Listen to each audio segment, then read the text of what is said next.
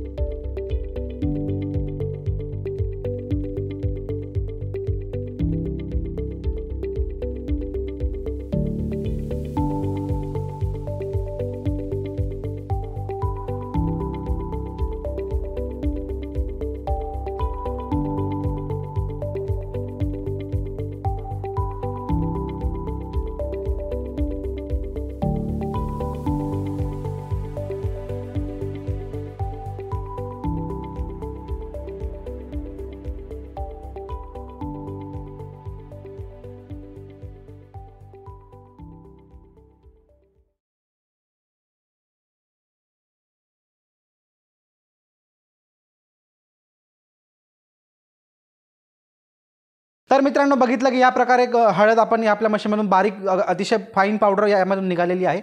याच प्रकारच्या तुम्हाला जर अजून व्हिडिओ बघायचे असतील फूड प्रोसेसिंगमध्ये, जर तुम्हाला बिझनेस चालू करायचा असेल, गव्हर्नमेंटकडून 35% सबसिडीवर तुम्हाला जर मशीन अवेलेबल करून घ्यायची असेल तर स्क्रीनवर दिल्या गेलेल्या नंबरवर तुम्ही आम्हाला कॉन्टॅक्ट करू शकता। त्याचबरोबर तुम्हाला नवीन जर आयडिया पाहिजे असतील तर तुम्ही आमच्या चॅनलला शेअर करा, सबस्क्राईब करा। धन्यवाद।